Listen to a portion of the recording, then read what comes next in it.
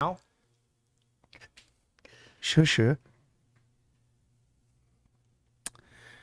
Hey, sports fans. Craig Medford Knife, MKT USA. We were just ripping a video and we got shut down. We got shut down right when we said, let's go, Brandon. We're testing it right now to see if it happens again. Let's see what happens. I'm just waiting to see if it works. Interesting. Okay, well, we seem to be slipping through the cracks for the moment. Anyway, I was just saying, everybody takes themselves way too seriously, and I am not one of those folks. I actually have as many guys many folks who've had, let's just say, I haven't had like a tunnel near-death experience or been taken by aliens or anything, but everybody who's ever picked up a firearm, machine gun, rifle, and walked into a foreign land doing something, you kind of let go and face your mortality a little bit.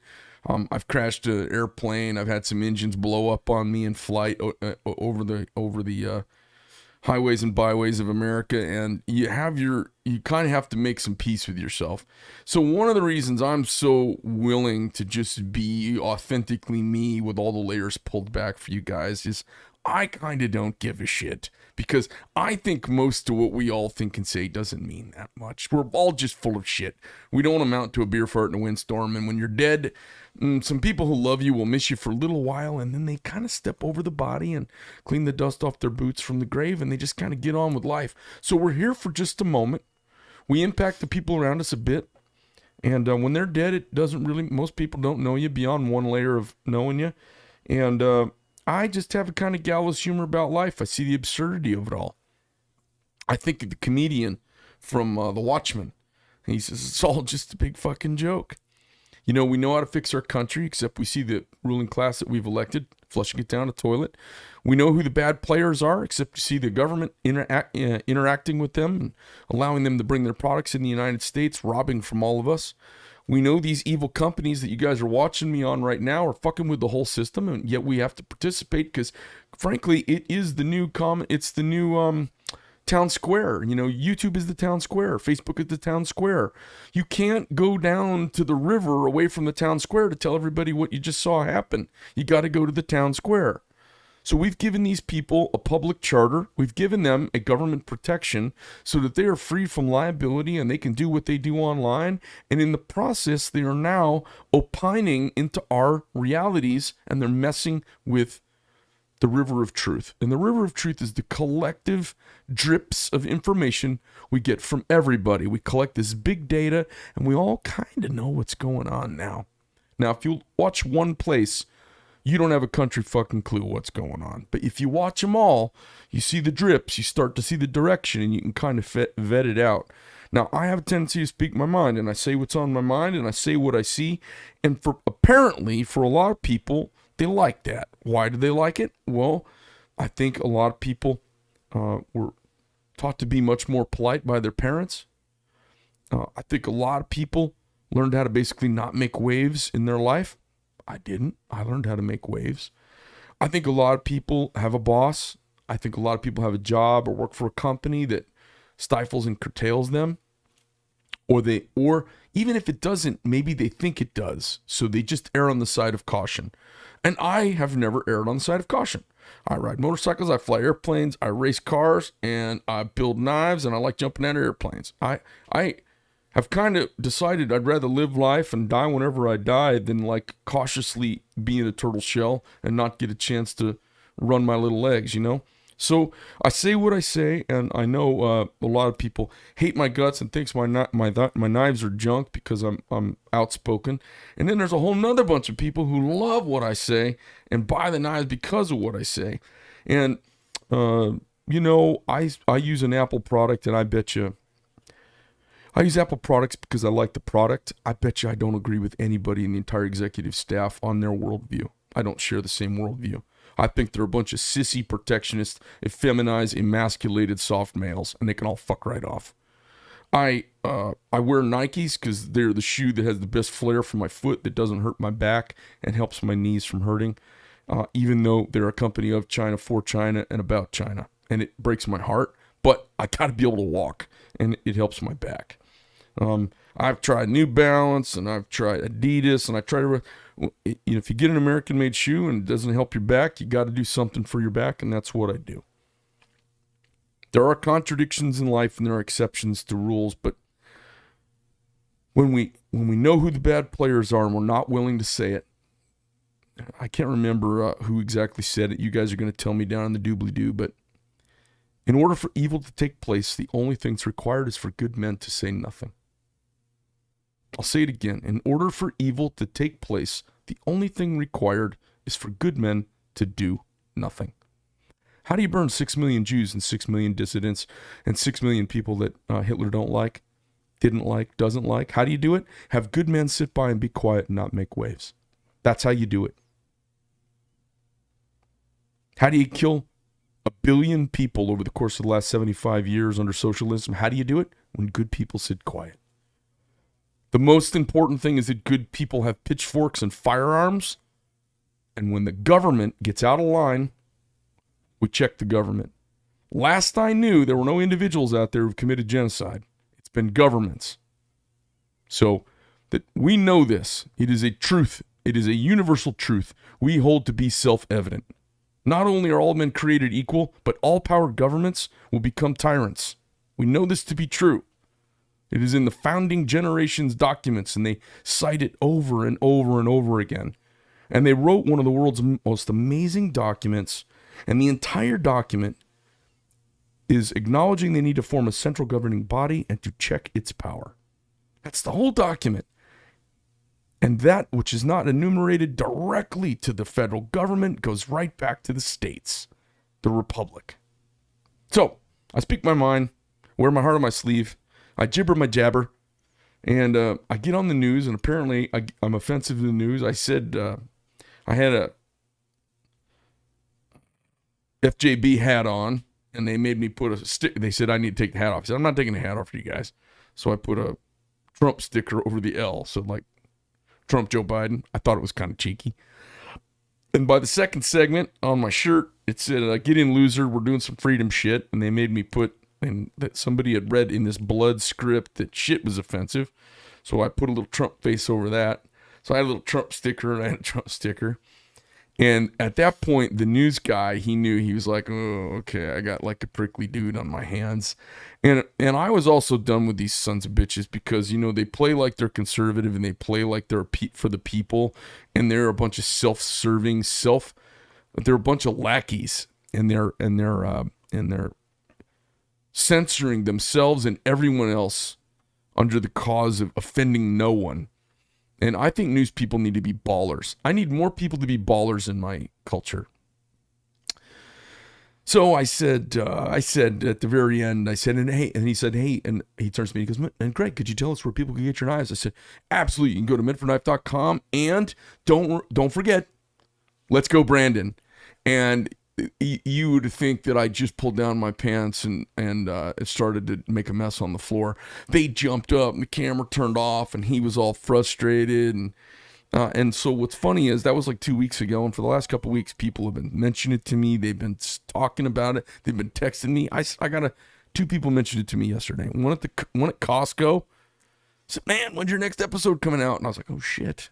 And then I was in another company yesterday, talking to their head of operations about something, and one of their employees walked by and was like, wait, when's episode 33 coming out? And I was like, are you talking to me? He's like, yeah. So it's kind of funny. We're getting out there saying our thing. So I got this Instagram reach out from a stranger online who said, hey, you know, we saw you on the news and I made something for you. So today my guest is Saul. Saul, how you doing? What's going on? Thanks for coming down here. Yep. How far? Having me. You're welcome. How far away do you live? 15 minutes. I'm North Peoria. North Peoria. Yep. Okay, cool. And what do you do for a living, if you don't mind telling us? I work for a local electric company. Okay. Yep. And are you like an electrician or? Nope. I work at a power plant. Oh, you work at a power plant. Yeah. Okay, cool. Is it nuclear power? Or Nope, not that one. Not that one. Well, how many power plants do we have in Arizona? There's actually quite a few. We operate the largest nuclear power plant, Palo Verde. Yep. But I don't work at that location. I would say we've got Just face right this way.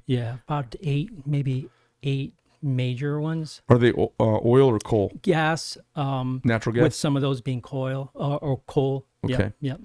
Mhm. And what component do you do? Do you do technical stuff? So or- I'd be a control operator, sort of like Homer Simpson, just sitting on a chair eating a donut. Oh my controlling- God, I yeah. love that you said sort of like Homer Simpson. That's fantastic. That's me. Yep. And I used to do the donuts and all that, but Oh my God. the sitting there had to I had to tone back on that a little bit. Nice. How long have you been doing that for? Coming up on 20 years. Oh, really? Yeah. Yep.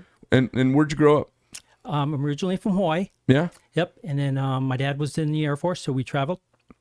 And that opened my eyes to opportunities. And after he retired back home in Hawaii, I moved back here to Arizona. I went to school. So is your mom like native Hawaiian? Yep. She's Filipino Hawaiian. Yep. Okay, or, cool. I mean, sorry, Portuguese Hawaiian. Portuguese Yeah. Hawaiian. All right, get that right. You don't want to Yep. mistake No, Filipino and nope, Portuguese. nope. All right. Cool. So and then here you are hanging out in Arizona, for God's sake. And, Yep. and did you are you married? Yep. And you Yep. met your wife here? Nope. I met her in high school back in Hawaii. Oh, really? And Yeah. you drug her to the mainland? Yep. That was the first 2 years was pretty hard for her and for me too. And where in Hawaii did you grow up? Kaneohe. Yeah. Yeah. All right. That's on Oahu. Right. That's is that the north side where the Marine Corps base is? Yeah. Yep. Okay. Exactly. So was your dad did he have something to do with the Marine Corps base? That's where Grandma lived, and that's mostly where we, that was home for us. So. All right. Cool.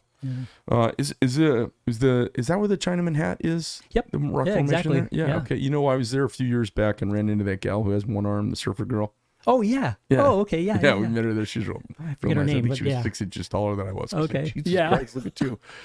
So, so just to tell us kind of what's going on. I thought, you started into it, and I was like, oh, this is kind of fun. I think Yeah. people like to see behind the scenes a little bit. So, So going back to the story of your news on that channel, and I saw that, I was like, oh, that just inspired me. Here's a patriot. He's standing up and just expressing. And I said, man, I got to do something. And so I have a little side gig. It's called Rad Labs 3D, and Rad Labs 3D, like RAD, like radical, and LABS 3D. Yep, that's exactly .com. correct. Yep. And so what I do is I make 3D printed rifle and handgun stands and wall mounts. It's just something that just came upon it, and it's just gotten crazy busy for me. But anyway, I saw your episode on the news, and I was like, man, I got to make something for him. So that's what I did. And Well, I'm excited to see what you made. Let me ask you a couple questions Okay. about it. So you're 3D printing. Yep. Do you have one printer?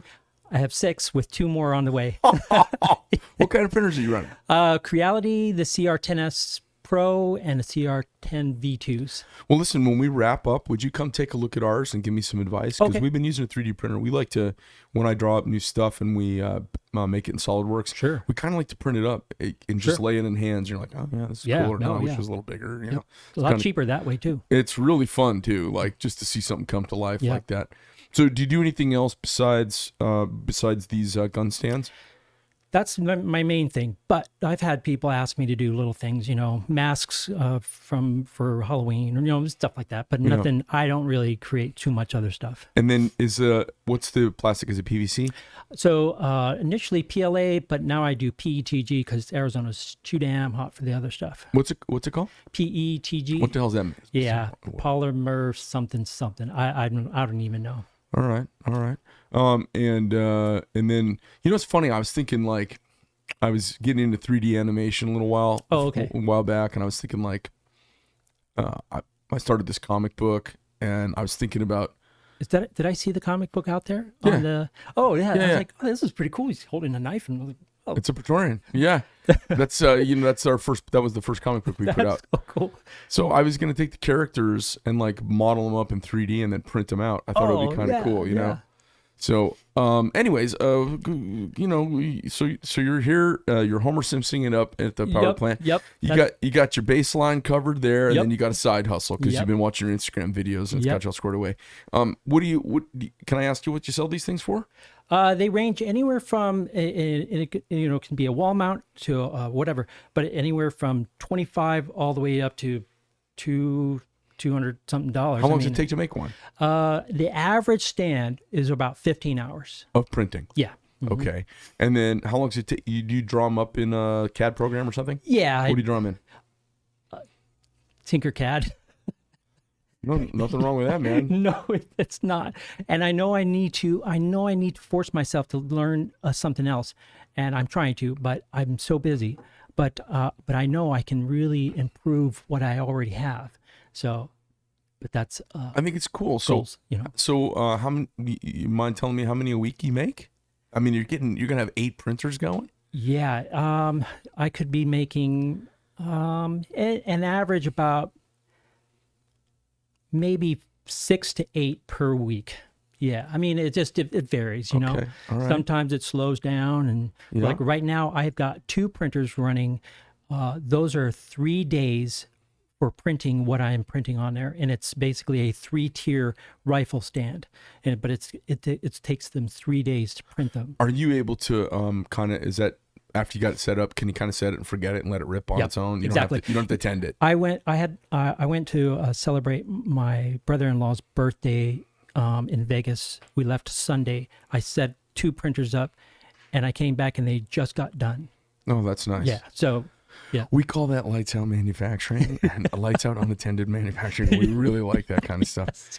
So very cool. So little side hustle, and then Yep. you reinvest the money back into the gig, or is it part of your retirement So plan? luckily, I'm busy enough, and the income that's coming in from Rad Labs is going right back to itself, and I'm just starting to see the savings kind of climbing a little bit. Don't quit your job. Yeah, no, not yet. No, it's not going to do it. I'm shooting for 5 more years with the company, and then I'm going to retire. I Yeah. tell people all the time, they talk about, turning their side hustle into a main hustle. I'm like, hey, listen, man, when your side hustle becomes your main hustle, it is a full-time Yeah, fucking, yeah. But your side hustle, if you don't do it for a week, it's not the end of the world. Yeah. And it's extra. Like the money's just extra. Yeah. Yeah. But yeah. if it's your main gig, it's a whole nother Yeah, animal. exactly. Yeah, exactly. So, let's see this, man. I'm excited to see You what wanna see did. it? Yeah. Come on. Okay. I haven't seen this yet, you guys, so I'm super excited. All right. Holy shit. Oh my God, dude. So cool. So, Is this for an M4? yep, for an M4. Perfect. I And got a couple I of those. put a little slot right there so you can put a knife there if you wanted to. Hopefully it fits. It's hard to without God. having, Let me see that. and then I have a laser engraver too, and I kind of try to copy that little laser Oh engraving. my God. This thing is so cool. And I can put knife fits right there. Nice. Awesome. Oh my God. Well, let me let everybody see this thing. So it's pretty cool. Yeah. So, man, I want to look at this. I love manufacturing. I love printing. I love all of these new technologies. Yeah, it still amazes me. I mean, I'll sometimes just go back in there and like, man, it's still doing that. That's What's amazing. this right here? That's a little, yeah. What is it a little book? Is it from Yeah. printing, or is it from Yeah. coming over here? Yep. That was a little. Little bugaboo Printing while I was thing, printing. yeah. No big deal. I think this thing's super cool, man. I ask because I know about little glitches printing because I've encountered Yep, them a yep, bunch. So And I'll share one more other thing too. Is you printed these white things separately and glued them on, yep. right? And that's so on this one here, on the logo here, I set in the program where to change, where to stop, so I can change the color. And so I'm printing it all together, but it's stopping, and then I change it to copper in this case. Very cool. Yeah. This thing is so tactile. I dig it. Oh man. It's definitely different. It all started with I had just completed my very first complete build on an AR. I kind of went a little far and Gucci'd it out and Cerakoted it and all kinds of stuff, and it kind of got carried away. But and I was like, man, I want to share this. I want to be able to show this off. And so I designed the stand, and it had a Punisher on there, and I posted it on my personal Instagram. It's like, boom, I gotta have that, bro. Man, I need that, and it just kind of blew up from there. I just love that it's got a Praetorian. I mean, I have to have an M4 sitting here all the time. This thing's so cool. So, how long did this thing take to print? That was about 20 hours. Yeah. Wow. And that's just the stand itself. And then maybe 6 hours for the knife. All right, and then you printed the white logo and kind of stuck that on there. Yep. What do you glue it with? Super glue? Just or? super glue. Yep. Okay. Yep. And then, and this base is printed as well. That's all one piece. The base all the way up to the magazine, the top of the magazine. All that is one piece. Can you make it hollow? You can. Would it decrease the time to make it hollow? Oh, yeah, definitely for sure. Yeah. Would it be strong enough? That's what I would be worried about. And obviously, okay, so in 3D printing, walls are strength and infill is, weight. Right. So it's really not what's giving you the strength, Right. but it does help. Well, are you able to, in your, is it Tinkercad? Is that what you said? Yeah. Are you able to put 3D openings and all of that stuff in Oh, it? yeah.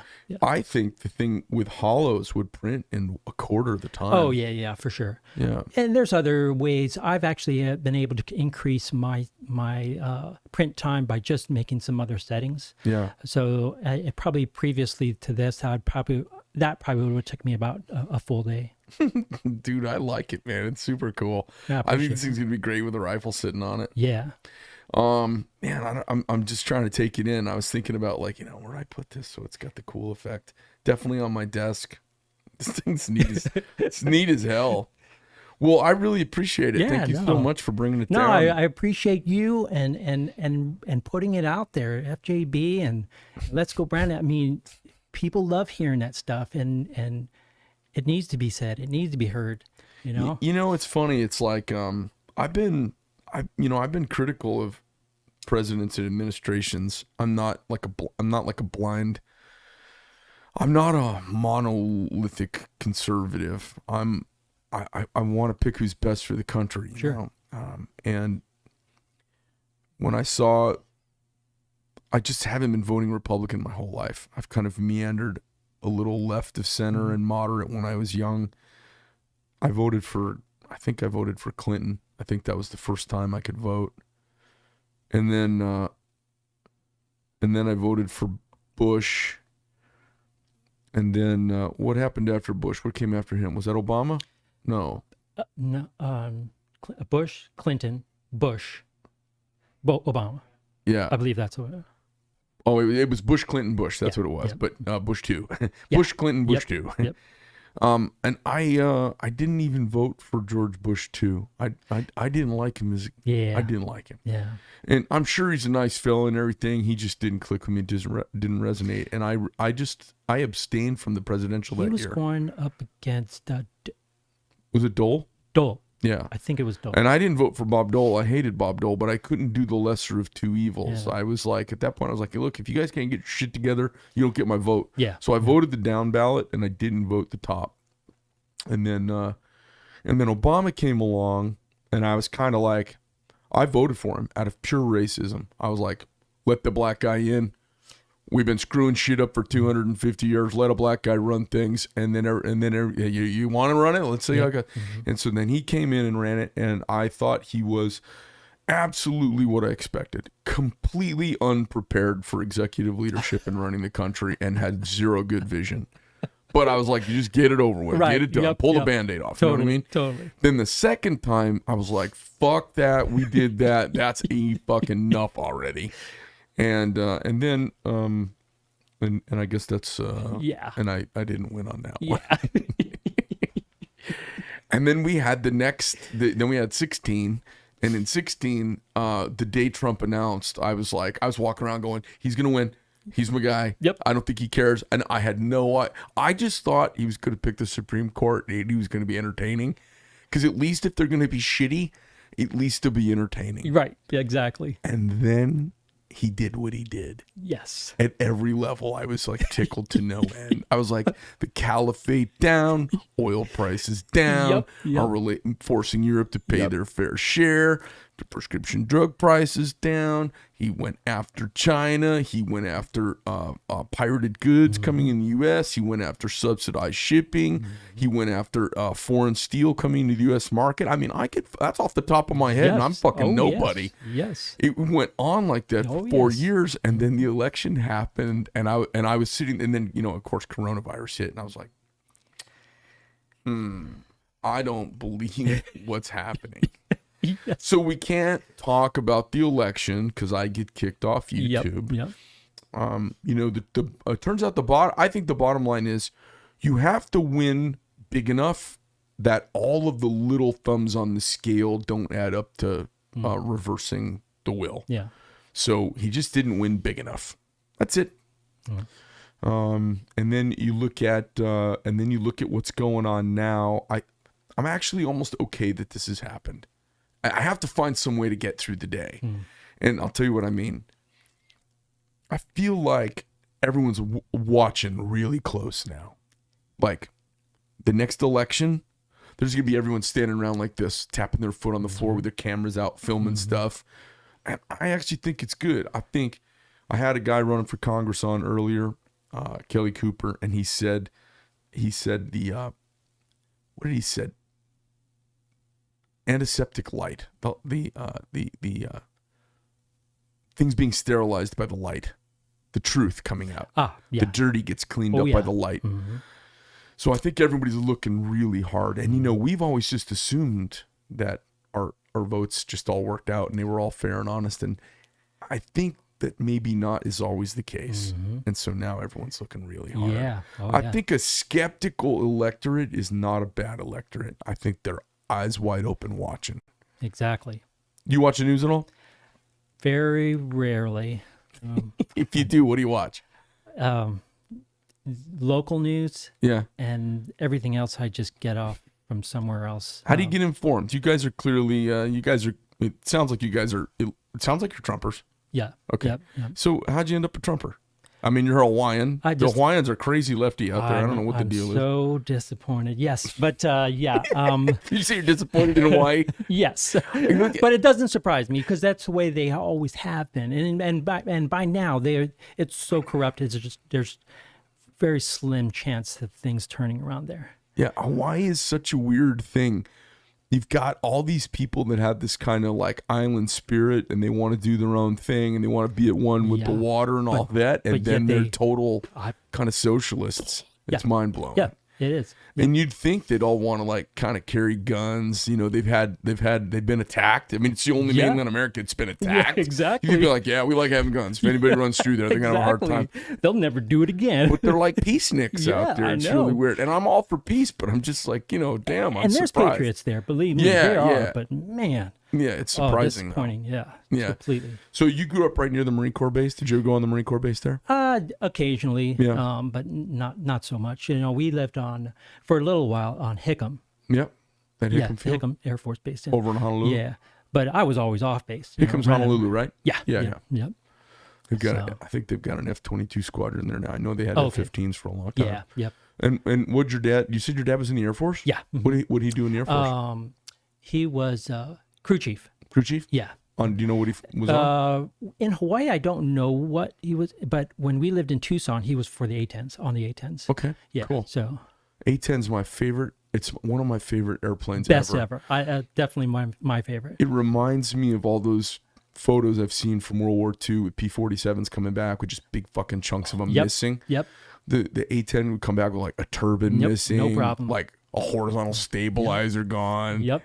Bullet holes all over it. Totally my favorite. The sound, everything. It's just so awesome. And the mission, I mean, these guys, we haven't had a lot of aerial dogfighting since like 1945. Exactly. So in the I guess we had some in Korea and then a little bit again in Vietnam. But these guys, it's the mission from the air. Yeah. They're like in the fucking weeds laying down rounds. Yep. And I remember when I was in the Middle East, if an A-10 came on station, fucking dudes would jump out of their tanks and run. Because they were like, you'd be like looking through glass and be like, oh, there must be an A-10. You look over your shoulder and there's A-10s coming because dudes would be fucking jumping out of the tanks, running from the tanks, And when the boys called them in, when they came rolling in, the boys were like, yeah, yeah. I mean, because they knew they were going to come in and take care of business for them. Yeah, A-10 is, and it's funny too. It's when you see the guys and gals that fly A-10s, they are not like the highfalutin Air Force. That ascot wearing fucking prim and proper Air Force. It's all squeaky clean. They've got their glasses and they're like pose when they stand. They look like infantry guys. They just get out. They got fucking oil on their legs. And usually they got a pocket unzipped. And they're just like the most gungy. If I was going to be a pilot, I always wanted to be a fighter pilot because I grew up and I knew World War II fighter pilots. And I was like, I'll be a fighter pilot. Yeah. But almost nobody in my lifetime has had the mission of actually engaging an aircraft and shooting it down. And I'm not really good at like practicing for the show. I want to go to the show. Right. The A-10s have been at the show, man. And they have been laying it down. And to think that they were going to get rid of those things. The Air Force has been trying to get rid of that airplane since the day they got it. Yeah, crazy. That is ridiculous. Yeah, super funny. So I really appreciate you coming out. And I guess, is your wife, is she a crazy right-winger like us too? She's crazy. Yep, definitely for sure. Okay, cool. Yep. She's a real estate agent. Oh, so, yeah? All right, cool. And up in Peoria, obviously, or is that where she kind of specializes? She does it anywhere, pretty much. Anywhere. Cool. How long you guys been married for? 26 years. Oh, look at you. Yeah. Congrats, we, man. We were in high school. Wow, that's great. Yeah. And you have kids? Three boys. 3 boys? So actually 28 years because my oldest is 28. So 28, 27, and 24. I'm sure I have that all wrong. All right. So you had some Irish twins and a few years later decided to do it again. Yeah. And what do your kids do? One's a welder. One works for Costco, and then the other works at some warehouse. Okay, cool. And you collect firearms too? You into Second Amendment stuff? Yeah, sure do. Yep. So what do you think it is, man? Were you conservative when you left Hawaii, or did Arizona convert you? I don't think as far as that, Hawaii ever really had an impact on me. I think the military in general is where I had the most impact. Were you in the military also? Nope. No, just being around just with my dad. Yep. And traveling and being amongst the military and stopping at 5 o'clock in the morning and getting out of your car and, the flag being raised. And I mean, that was always that, I would say the military was the biggest impact for me. And, I love this country. I love California. I love all these crazy lefty places. I love them. And I love all the other places too. I had the great pleasure of being an air show pilot for, I don't know, maybe 8 years. And I flew around and was in all these little towns and little airports all over the country. And, especially I would meet these people on my adventures on the way to a show and on the way back from the show. And I just found the whole country to just be full of wonderfully gracious, generous, fun-loving people who want to help at every turn. Yeah. And then everywhere I went, I'm like, oh, this is prettier than the last place. Oh, this is prettier than the last place. Boy, this is pretty as it gets. Yeah. I was in I was in Paducah, Kentucky one time. I landed in this little shithole airport, and I shouldn't even say that. I landed in a rinky-dink little airport in Paducah, Kentucky. And it had a security fence all around it, and it was locked. It was closed at night. I landed, so parked my aircraft. I put a hammock up between the landing gear underneath the belly of the airplane, and I went to sleep. And I woke up, and they had some sort of caterpillar or locust infestation going on, and I was completely covered in these giant like moths. And I mean, wow, maybe 10,000 of them on me. Wow. So I'm laying there and I've got this hammock rolled up around me like I'm in a cocoon, and I'm completely covered with all these moths. And it was one of the weirdest nights of sleep I ever had. And I remember I woke up and you could see the swarms flying all over. And I was like, I said, okay, first of all, I'm not going to take off in this shit because this will be a disaster. And the second thing I said, man, this is goddamn pretty around here. Yeah. I mean, so everywhere I go in the country, I just love it, from the Smoky Mountains, So what did you fly? I flew that blue Nanching right there. Oh, okay. And then there's a close-up of me flying it right there. And then I have a Yak 50, but I don't have a picture of that up in here. That's the one I did the most air shows and stuff in. Oh, very cool. Now, do you own that one? I don't anymore. I sold it, Okay. and then the guy crashed and killed himself in it last year. Oddly enough, it's one of the reasons I kind of got away from aviation. Everybody, I mean, I knew a lot of people got Yeah. killed. I knew more people got killed doing that than in combat. Wow. So I just love this country so much, and I love Arizona. It's kind of a weird place. I have to say, California is they're in big trouble over there, but it's still part of this country, and Yeah. there's so much beauty there, and big props to those that are sticking it in and sticking to it and trying to do everything they can do. There's only a couple 100 miles of retard in California. The rest Yeah. of California is America. Exactly. But that LA County, San Francisco Exactly. area, and they're just batshit crazy, Oh, yeah. and they got a lot of people.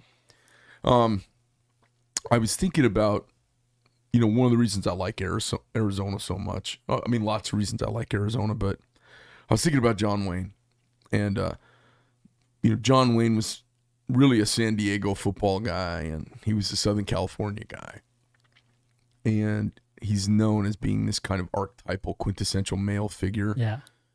Masculine figure, not Yeah. male, masculine. And he came to Arizona to find that. Really?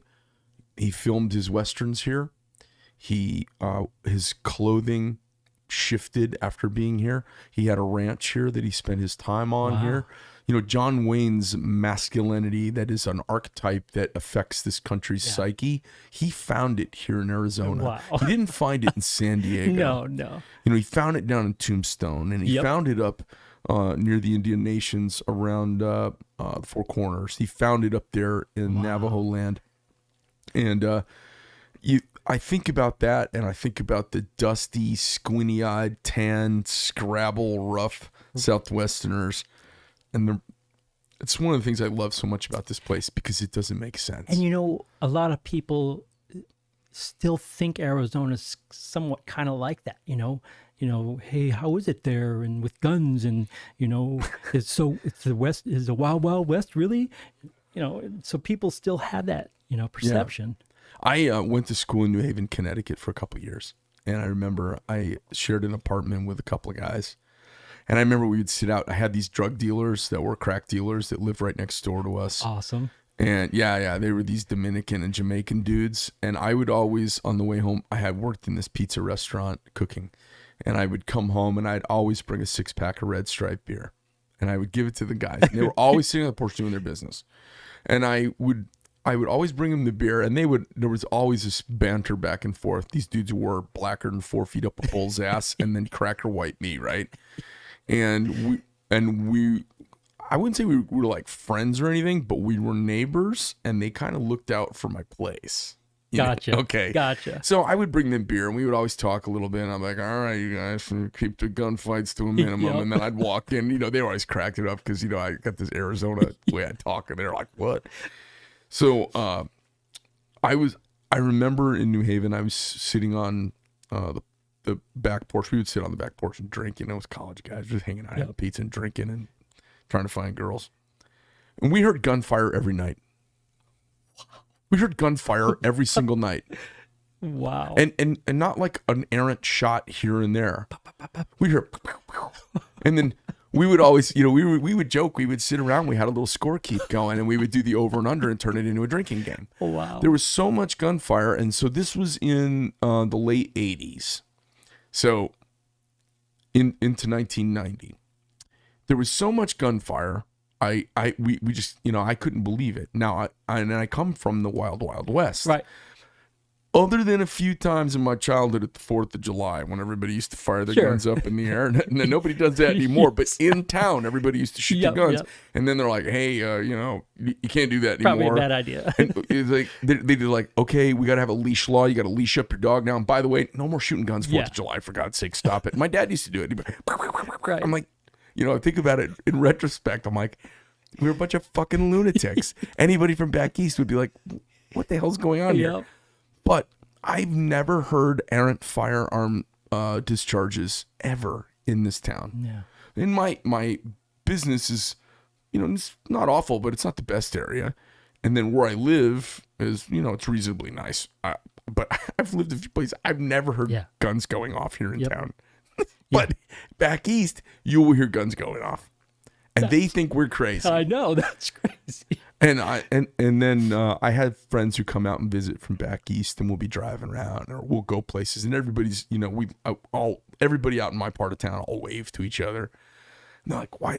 My buddy said to her, he's like, why is everyone so nice? And I go, what do you mean? He goes, they're just all waving at each other. I'm like, well, it's our neighborhood and everything, He says, and he's like, I go to get something out of my glove box, and he goes, you have a gun in your glove box. I'm like, yeah, there's another one underneath that. If you need one, there's one over there underneath the thing. And he's like, oh, they're crazy. How are you allowed to do that? I go, open the window. And I was like, do you hear any gunshots? He's like, well, no. Well, I go, it works. It's okay. Right. It works. I think people come out here, and this is what liberals don't want. They don't want you coming to a free place and tasting it. Yeah. Because it's hard to go back once you've tasted freedom. Yeah. It's hard to get the taste out of your mouth. Yeah, for sure. I love Massachusetts. I love Connecticut and Rhode Island. I love those back east places, and I love California and Hawaii, and it's hard for me to go. Especially these days when they want to ask for your papers and they want, and as soon as you can tell someone's politics by their medical opinions, you know everything's kind of burning at that point. Yep. Well, pleasure having you in, and you got any shout out you want to say hi to your wife? Yeah, shout out to my wife Tanya. Love you. Hey Tanya. So just really quick, I brought this one just to show you. Oh, you got another one. This is a funny. Oh, this shit, is a more funny one. Yeah, bring it. But, I hope it's a Hulk or something. Oh my God! I had to. Let's let everybody see it. Let me see that. I had to do that one. I love this one. This one is absolutely perfect. Let's go, Brandon. An M4 stand with Let's Go, Brandon. This is awesome. Yeah, really cool. What do you sell those for? These are Fitch 5. Ah, very cool. Yeah. Very cool. So if somebody wanted to get a Let's Go, Brandon M4 stand, or it'll work on any AR-15 variant. Yep. They could go to your website. Tell us your website. Radlabs3D.com. Radlabs3D.com. RADLABS 3, the letter D is in 3D.com. Mm-hmm. Saul, thanks for coming in. Pleasure meeting you. Thanks for having me. And I appreciate you, being a patriot and sticking to it, Thanks, man. I've had some dark days. I really, for several years, I drove my wife absolutely crazy, and I know she just, was like, God, what is wrong? Why is my husband such a goddamn lunatic, and why is he so mad? Yeah. And I've had some dark days with my hostility towards seeing the world with smoke on the horizon and people steering towards it, Yep. So I appreciate the support. Hey, if we can ever do anything to help you out, let us know, okay? I appreciate it. All right, thanks, man. Thank you. Appreciate you coming in. Yep. I don't know who's here, but if anybody's here, turn off the video. If not, I'll take care of it.